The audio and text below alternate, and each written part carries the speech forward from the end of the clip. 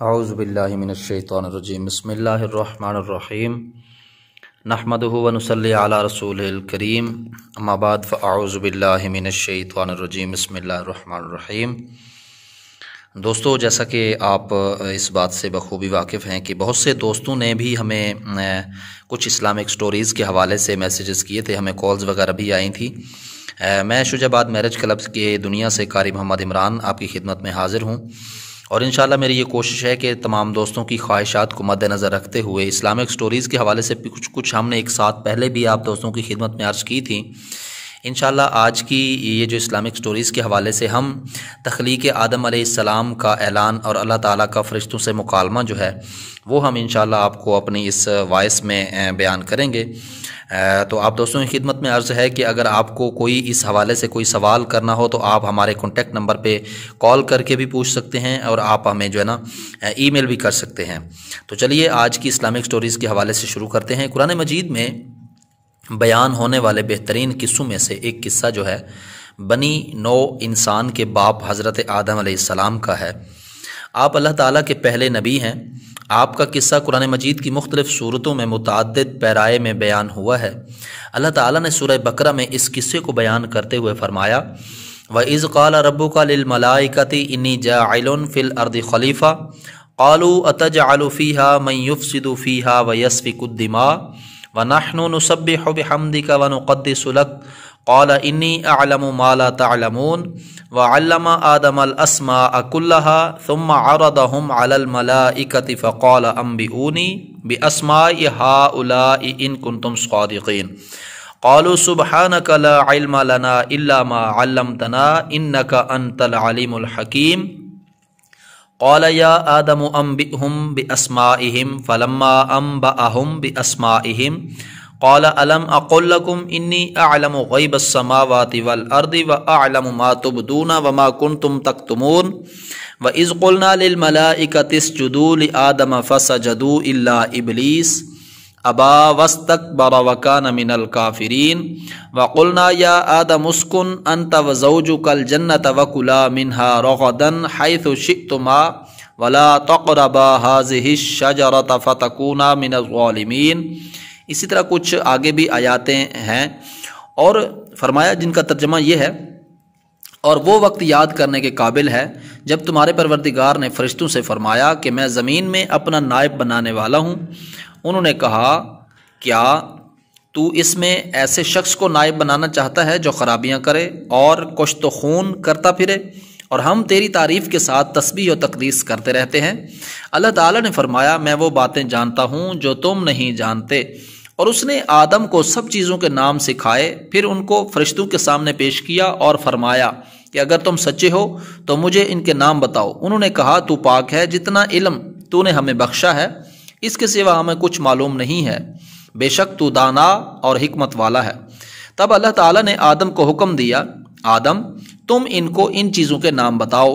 جب انہوں نے ان کے نام بتائے تو اللہ تعالیٰ نے فرشتوں سے فرمایا کیوں میں نے تم سے نہیں کہا تھا کہ میں آسمانوں اور زمینوں کی سب پوشیدہ باتیں جانتا ہوں، اور جو تم ظاہر کرتے ہو اور جو پوشیدہ کرتے ہو سب مجھ کو معلوم ہے۔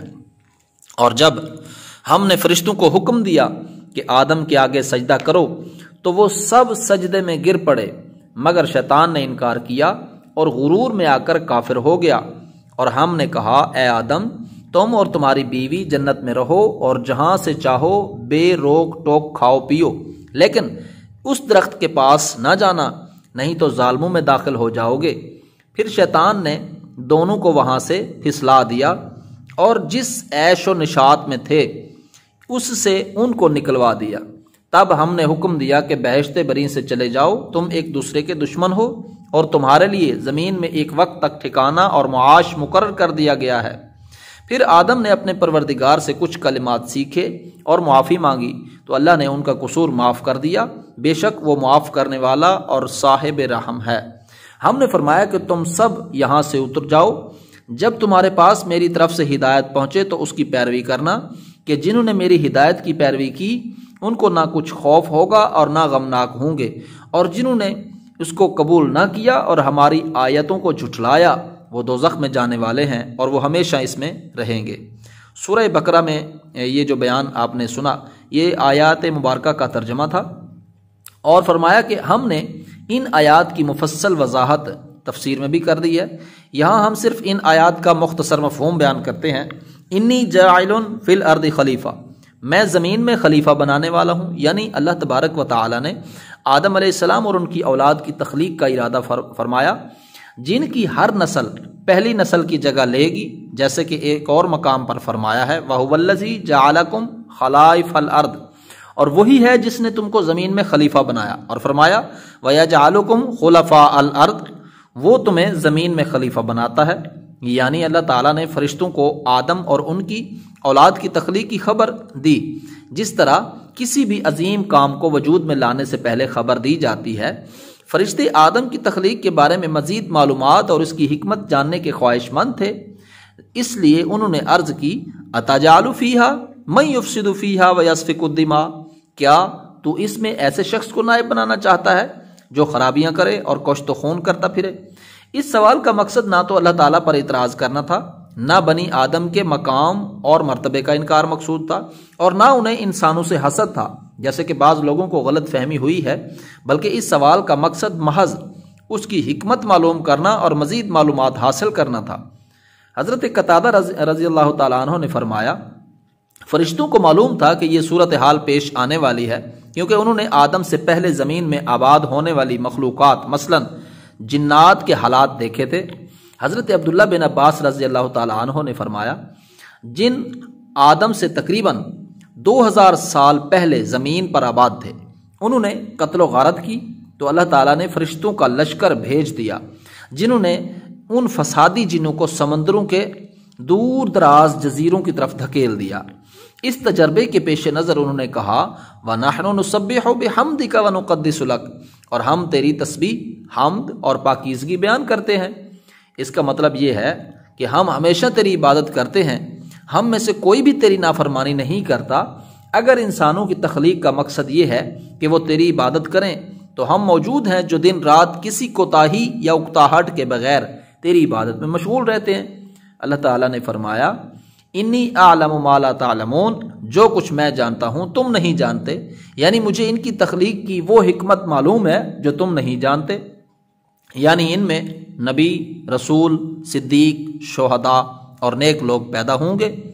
آدم علیہ السلام کی فرشتوں پر علمی برتری اور اس کے بعد اللہ تعالیٰ نے فرشتوں پر آدم کی علمی فوقیت واضح فرمائی۔ وَعَلَّمَ آدَمَ الْأَسْمَاءَ كُلَّهَا، اور آدم کو تمام نام سکھا دیے۔ حضرت عبداللہ بن عباس رضی اللہ تعالیٰ عنہ نے فرمایا اس سے مراد ان چیزوں کے نام ہیں جن سے لوگ ان چیزوں کو پہچانتے ہیں اور ایک دوسرے کو اپنی بات سمجھاتے ہیں، یعنی وہ چھوٹی بڑی اشیاء جن سے روزمرہ زندگی میں واسطہ پڑتا ہے، مثلا انسان، حیوان، زمین، میدان، سمندر، پہاڑ، اونٹ اور گدھا وغیرہ۔ حضرت ابن عباس نے فرمایا اللہ نے انہیں رکابی اور ہنڈیا کا نام بھی سکھایا، ہر جانور، ہر پرندے اور ہر چیز کا نام سکھایا۔ حضرت سعید بن جبیر، قتادہ اور دیگر علماء نے بھی یہی فرمایا ہے۔ حضرت ربی نے فرمایا اللہ تعالیٰ نے انہیں فرشتوں کے نام سکھائے۔ حضرت عبد الرحمن بن زید نے فرمایا ان کی اولاد کے نام سکھائے۔ زیادہ صحیح رائے یہ ہے کہ انہیں چھوٹی بڑی اشیاء اور ان کے افعال و حرکات کے نام سکھائے گئے، جیسے ابن عباس کے قول سے معلوم ہوتا ہے۔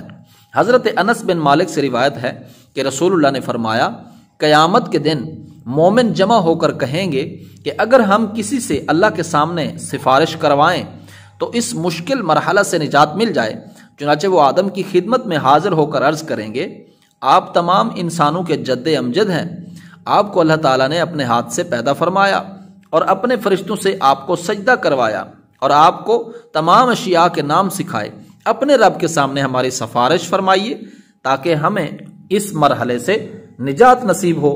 اللہ تعالیٰ کے فرمان ثم عرضهم علی الملائکہ فقال انبئونی، پھر ان چیزوں کو فرشتوں کے سامنے پیش کیا اور فرمایا اگر تم سچے ہو تو ان چیزوں کے نام بتاؤ۔ حضرت حسن بصری رحمہ اللہ بیان کرتے ہیں جب اللہ تعالیٰ نے حضرت آدم کی تخلیق کا ارادہ فرمایا تو فرشتوں نے کہا اللہ تعالیٰ جو مخلوق بھی پیدا فرمائے گا ہمارے پاس اس سے زیادہ علم ہوگا، چنانچہ ان کا امتحان لیا گیا، اس لیے اللہ تعالیٰ نے فرمایا ان کنتم صادقین، اگر تم سچے ہو۔ اللہ تعالیٰ کے فرمان قالوا سبحانک لا علم لنا، فرشتوں نے کہا اے اللہ تیری ذات پاک ہے، ہمیں تو صرف اتنا علم ہے جتنا تو نے ہمیں سکھا رکھا ہے، تو ہی پورے علم و حکمت والا ہے۔ کا مطلب یہ ہے کہ اے اللہ تو پاک ہے، کوئی بھی تجھ سے علم حاصل نہیں کر سکتا سوائے اس کے جو تو نے انہیں سکھایا، جیسا کہ دوسرے مقام پر ارشاد ہے وَلَا يُحِيطُونَ بِشَيْءٍ مِّنْ عِلْمِهِ إِلَّا بِمَا شَاءَ، وہ اس کے علم میں سے کچھ بھی حاصل نہیں کر سکتے مگر جو وہ خود دینا چاہے۔ اسی طرح آیہ مبارکہ قَالَ يَا آدَمُ أَنبِئْهُمْ بِأَسْمَائِهِمْ، اللہ تعالیٰ نے آدم کو حکم دیا کہ تم ان کو ان چیزوں کے نام بتاؤ جب انہوں یعنی آدم نے ان کے نام بتائے تو اللہ تعالیٰ نے فرشتوں سے فرمایا کیوں میں نے تم سے نہیں کہا تھا کہ میں آسمانوں اور زمین کی سب پوشیدہ باتیں جانتا ہوں، اور جو تم ظاہر کرتے ہو جو پوشیدہ کرتے ہو سب مجھ کو معلوم ہے۔ ایک قول کے مطابق اعلم ما تبدون، میں جانتا ہوں جو تم ظاہر کرتے ہو سے مراد فرشتوں کا یہ کہنا ہے اتجعل فیہا من یفسد فیہا، کیا تو زمین میں وہ مخلوق پیدا کرے گا جو اس میں فساد کرے، اور ما کنتم تکتمون، جو تم چھپاتے تھے۔ اس سے مراد ابلیس کا اپنے دل میں تکبر کا جذبہ رکھنا اور آدم سے افضل ہونے کا خیال ہے۔ حضرت سعید بن جبیر، مجاہد، صدی، ضحاک، ثوری اور ابن جریر کی یہی رائے ہے۔ دوسرا قول یہ ہے کہ ما کنتم تکتمون سے فرشتوں کی اس خیال کی تردید مراد ہے کہ اللہ تعالیٰ کوئی ایسی مخلوق پیدا نہیں فرمائے گا جو ہم فرشتوں سے زیادہ علم والی اور زیادہ معزز ہو۔ اللہ تعالیٰ عیسائیوں کے عقیدہ ابنیت کے رد کے ساتھ ساتھ آدم کی تخلیق کی وضاحت کرتے ہوئے ارشاد فرماتا ہے ان مثل عیسیٰ عند اللہ کمثل آدم خلقہ من تراب ثم قال له کن فیکون، عیسیٰ کا حال اللہ کے نزدیک آدم کا سا ہے کہ اس نے پہلے مٹی سے ان کا قالب بنایا پھر فرمایا کہ انسان ہو جا تو وہ انسان ہو گئے۔ اسی طرح اللہ تعالیٰ نے سورہ حجر میں آدم علیہ السلام اور جنوں کی تخلیق کا تذکرہ فرمایا ہے، نیز ابلیس کے سجدے سے انکار کے بعد اس پر لعنت کی ہے۔ ابلیس نے لعنتی قرار پانے پر بنی آدم کی دشمنی کا اعلان کر دیا اور اللہ تعالیٰ سے تا قیامت اس کی مہلت طلب کی۔ اس واقعہ کو بیان کرتے ہوئے اللہ تعالیٰ نے فرمایا وَلَقَدْ خَلَقْنَا الْإِنسَانَ مِنْ صَلْصَالٍ مِنْ حَمَإٍ مَسْنُونٍ، اور ہم نے انسان کو کھنکھناتے سڑے ہوئے گارے سے پیدا کیا ہے، اور جنوں کو اس سے پہلے بے دھوئیں کی آگ سے پیدا کیا تھا۔ اور جب تمہارے پروردگار نے فرشتوں سے فرمایا کہ میں کھنکھناتے سڑے ہوئے گارے سے ایک بشر بنانے والا ہوں، تو جب میں اس کو صورت انسانیت میں درست کر لوں اور اس میں اپنی بے بہا چیز یعنی روح پھونک دوں تو اس کے آگے سجدے میں گر پڑنا، تو فرشتے سب کے سب سجدے میں گر پڑے مگر ابلیس اس نے سجدہ کرنے والوں کے ساتھ ہونے سے انکار کر دیا۔ اللہ تعالیٰ نے فرمایا کہ ابلیس تجھے کیا ہوا کہ تو سجدہ کرنے والوں میں شامل نہ ہوا؟ اس نے کہا میں ایسا نہیں ہوں کہ انسان کو جسے تو نے کھنکھناتے سڑے ہوئے گارے سے بنایا ہے سجدہ کروں۔ اللہ تعالیٰ نے فرمایا یہاں سے نکل جا، تو مردود ہے اور تجھ پر قیامت کے دن تک لعنت برسے گی۔ اس نے کہا کہ پروردگار مجھے اس دن تک مہلت دے جب لوگ مرنے کے بعد زندہ کیے جائیں گے۔ فرمایا کہ تجھے مہلت دی جاتی ہے وقت مقرر قیامت کے دن تک۔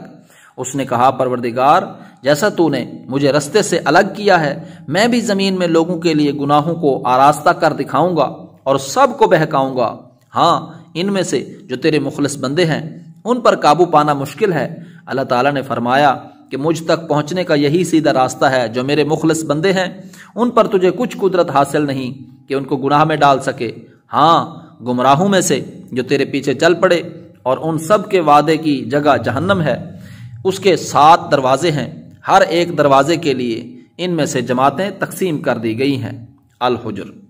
مزید ارشاد باری تعالیٰ ہے اذ قال ربک للملائکۃ انی خالق بشرا من طین، جب تمہارے پروردگار نے فرشتوں سے کہا کہ میں مٹی سے انسان بنانے والا ہوں، جب اس کو درست کر لوں تو اس میں اپنی روح پھونک دوں تو اس کے آگے سجدے میں گر پڑنا، تو تمام فرشتوں نے سجدہ کیا مگر شیطان اکڑ بیٹھا اور کافروں میں ہو گیا۔ اللہ تعالیٰ نے فرمایا کہ اے ابلیس جس شخص کو میں نے اپنے ہاتھوں سے بنایا اس کے آگے سجدہ کرنے سے تجھے کس چیز نے منع کیا؟ کیا تو غرور میں آ گیا یا اونچے درجے والوں میں تھا؟ بولا کہ میں اس سے بہتر ہوں، تو نے مجھے آگ سے پیدا کیا اور اسے مٹی سے بنایا۔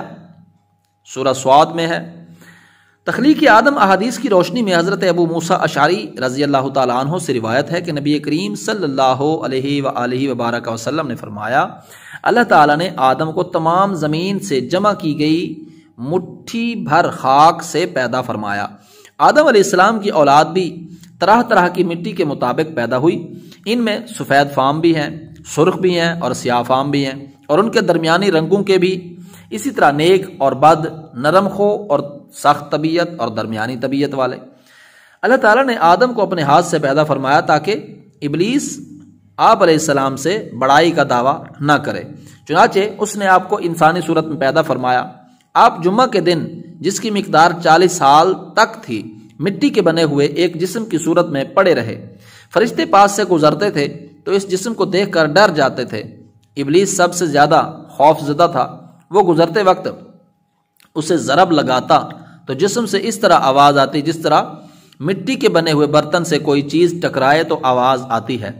اس لیے جب وہ کہتا تھا من صلصال کالفخار، ٹھیکری کی طرح بجنے والی مٹی سے، تو کہتا تجھے کسی خاص مقصد سے پیدا کیا گیا ہے۔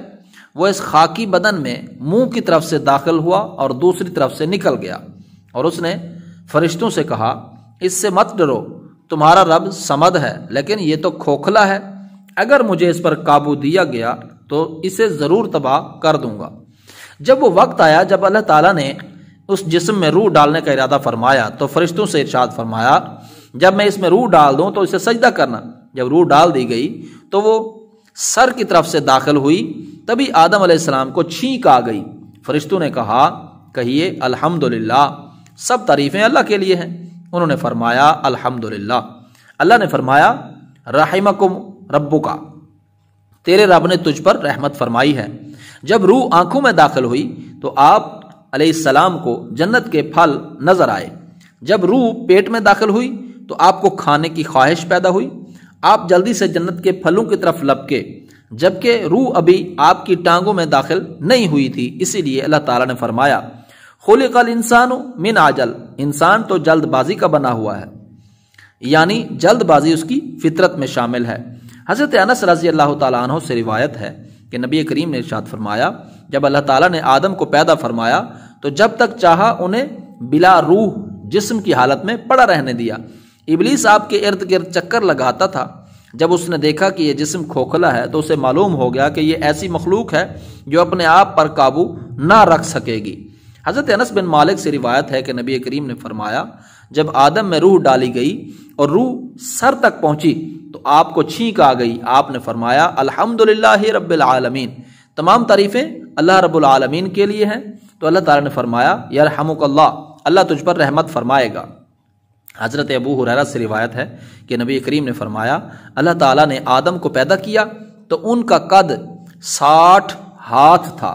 پھر فرمایا جا کر ان فرشتوں کی جماعت کو سلام کہیے اور سنیے کہ وہ کیا جواب دیتے ہیں، تیرا اور تیری اولاد کا یہی سلام کا طریقہ ہوگا۔ آدم نے کہا السلام علیکم، فرشتوں نے کہا السلام علیکہ ورحمۃ اللہ، یعنی جواب میں ورحمۃ اللہ کا اضافہ ہو گیا۔ جنت میں جو بھی داخل ہوگا وہ آدم علیہ السلام کی صورت پر یعنی 60 ہاتھ قد کا ہوگا۔ اس کے بعد اب تک مخلوق کا قد کاٹھ میں کمی ہوتی آئی ہے۔ حضرت ابو ہریرہ سے مروی ہے کہ رسول اللہ نے فرمایا بہترین دن جس میں سورج طلوع ہوتا ہے وہ جمعہ کا دن ہے۔ اس دن آدم کو پیدا کیا گیا، اس دن انہیں جنت میں داخل کیا گیا، اس دن اس سے نکالا گیا اور اسی دن قیامت قائم ہوگی۔ حضرت ابو ہریرہ بیان کرتے ہیں کہ آدم علیہ السلام جمعہ کے دن آخری گھڑی میں پیدا کیے گئے۔ آدم علیہ السلام کی عزت و تکریم اللہ تعالیٰ نے آدم کو اپنے ہاتھ مبارک سے تخلیق فرما کر بلند مرتبہ عطا کیا، پھر فرشتوں سے آپ کو سجدہ کروا کر اس شرف و منزلت کا اظہار فرمایا۔ ارشاد باری تعالی ہے وَإِذْ قُلْنَا لِلْمَلَائِكَةِ اسْجُدُوا لِآدَمَ فَسَجَدُوا، یہ اللہ تبارک و تعالیٰ کی طرف سے آدم کی بہت بڑی عزت افزائی کا بیان ہے کہ انہیں اللہ تعالیٰ نے اپنے ہاتھ سے پیدا کیا اور ان میں اپنی روح ڈالی، جیسے کہ ارشاد ہے فَإِذَا سَوَّيْتُهُ وَنَفَخْتُ فِيهِ مِن رُوحِي فَقَعُوا لَهُ سَاجِدِينَ، تو جب میں اسے پورا بنا چکوں اور اس میں اپنی روح پھونک دوں تو تم سب اس کے لیے سجدے میں گر پڑنا۔ یہ 4 انداز سے عزت افزائی ہے: اپنے دست مبارک سے پیدا کرنا، اپنی روح ڈالنا، فرشتوں کو حکم دینا کہ انہیں سجدہ کریں، اور چیزوں کے ناموں کی تعلیم دینا۔ یہی وجہ ہے کہ جب حضرت آدم اور حضرت موسیٰ نے ملائے اعلیٰ میں ایک دوسرے سے ملاقات کی اور آپس میں بات چیت کی تو موسیٰ نے فرمایا تھا: آپ آدم ہیں جنہیں اللہ نے اپنے ہاتھ سے پیدا کیا اور آپ کے اندر اپنی روح ڈالی، آپ کو اپنے فرشتوں سے سجدہ کروایا، آپ کو ہر چیز کے نام سکھائے۔ قیامت کے دن میدان محشر میں موجود لوگ بھی آدم علیہ السلام سے بات کرتے ہوئے ان کی یہی صفات بیان کریں گے جیسا کہ پہلے بیان ہوا۔ سجدہ کرنے والے فرشتوں کا بیان۔ آدم علیہ السلام کو سجدہ کرنے کا حکم کن فرشتوں کے لیے تھا؟ اس بارے میں علماء کی 2 رائے ہیں۔ اکثر مفسرین کہتے ہیں کہ یہ حکم تمام فرشتوں کے لیے تھا۔ آیات کے الفاظ میں جو عموم پایا جاتا ہے اس سے اس رائے کی تائید ہوتی ہے۔ بعض علماء کا کہنا ہے کہ اس سے مراد صرف زمین کے فرشتے ہیں، لیکن آیات کے سیاق و سباق سے پہلے قول کی تائید ہوتی ہے، اور اس حدیث میں بھی عموماً ہے وسجد لکا ملائکۃ، اللہ نے آپ کو اپنے فرشتوں سے سجدہ کروایا۔ پہلے بیان ہو چکا ہے کہ جب اللہ تعالیٰ نے فرشتوں کو حکم دیا کہ وہ آدم کو سجدہ کریں تو انہوں نے اللہ کے حکم کی تعمیل کی۔ ابلیس نے حسد کی وجہ سے آپ سے دشمنی رکھتے ہوئے آپ کو سجدہ کرنے سے انکار کر دیا، چنانچہ اللہ تعالیٰ نے اسے اپنے دربار سے نکال دیا اور دھتکار دیا، اس پر لعنت ڈال کر مردود شیطان بنا کر زمین پر اتار دیا۔ حضرت حوا کی پیدائش کے بارے میں ارشاد باری تعالیٰ ہے: یا ایھا الناس اتقوا ربکم الذی خلقکم من نفس واحدۃ وخلق منها زوجہا وبث منہما رجالا کثیرا ونساء۔ لوگوں اپنے پروردگار سے ڈرو جس نے تم کو ایک جان سے پیدا کیا اور اسی سے اس کا جوڑا بنایا، پھر ان دونوں سے کثرت سے مرد عورت پیدا کر کے روئے زمین پر پھیلا دیے۔ اور اللہ سے ڈرو جس کے نام کو تم اپنی حاجت برائی کا ذریعہ بناتے ہو، اور قطع رحمی سے بچو، کچھ شک نہیں کہ اللہ تمہیں دیکھ رہا ہے۔ سورہ اعراف میں مزید وضاحت کرتے ہوئے فرمایا: هو الذی خلقکم من نفس واحدہ وجعل منها زوجها لیسکن الیہا۔ فرمایا وہ اللہ ہی تو ہے جس نے تم کو ایک شخص سے پیدا کیا اور اس سے اس کا ایک جوڑا بنایا تاکہ وہ اس سے راحت حاصل کرے۔ محمد بن اسحاق رحمہ اللہ نے حضرت عبداللہ بن عباس کی روایت سے ذکر کیا کہ حوا علیہ السلام کو آدم علیہ السلام کی بائیں طرف کی چھوٹی پسلی سے پیدا کیا گیا، جبکہ آپ علیہ السلام سو رہے تھے اور پسلی کی جگہ کو گوشت سے پر کر دیا گیا۔ حضرت ابو ہریرہ بیان کرتے ہیں کہ رسول اللہ نے فرمایا: عورتوں سے حسن سلوک کی نصیحت قبول کرو کیونکہ وہ پسلی سے پیدا کی گئی ہیں، اور سب سے ٹیڑھی پسلی وہ ہے جو سب سے اوپر والی ہے۔ اگر تو اس پسلی کو سیدھا کرنا چاہے گا تو اسے توڑ بیٹھے گا، اور اگر اسے چھوڑ دے گا تو ٹیڑھی رہے گی۔ اس لیے عورتوں سے حسن سلوک کی نصیحت قبول کرو، یعنی میں تمہیں نصیحت کرتا ہوں کہ عورتوں سے نرمی اور حسن سلوک کا برتاؤ کرو۔ اور فرمایا کہ اسکن انت وزوجک الجنہ، تو اور تیری بیوی جنت میں رہو، کہ الفاظ سے معلوم ہوتا ہے کہ حضرت حوا علیہ السلام کو حضرت آدم کے جنت میں داخل ہونے سے پہلے تخلیق کیا جا چکا تھا، لیکن امام صدی رحمہ اللہ نے حضرت عبداللہ بن عباس رضی اللہ تعالیٰ عنہ، حضرت عبداللہ بن مسعود اور دیگر صحابہ سے روایت کیا ہے کہ انہوں نے فرمایا: ابلیس کو جنت سے نکال دیا گیا اور آدم کو وہاں آباد کر دیا گیا۔ آپ جنت میں اکیلے گھومتے پھرتے تھے، ان کا کوئی ساتھی نہ تھا جس سے انہیں تسکین حاصل ہوتی۔ ایک بار وہ سوئے، جب جاگے تو دیکھا کہ ان کے سر کے پاس ایک خاتون بیٹھی ہے۔ انہیں اللہ تعالیٰ نے آپ کی پسلی سے پیدا فرمایا تھا۔ آپ نے فرمایا: تو کون ہے؟ انہوں نے کہا: عورت ہوں۔ فرمایا: تجھے کس لیے پیدا کیا گیا ہے؟ کہا: تاکہ آپ مجھ سے تسکین حاصل کریں۔ فرشتوں نے جو آدم کے علم و وسعت معلوم کرنا چاہتے تھے کہا: آدم، اس کا نام کیا ہے؟ انہوں نے فرمایا: حوا۔ انہوں نے کہا: اس کا نام حوا کیوں ہے؟ فرمایا: کیونکہ وہ ایک زندہ وجود سے پیدا کی گئی ہے۔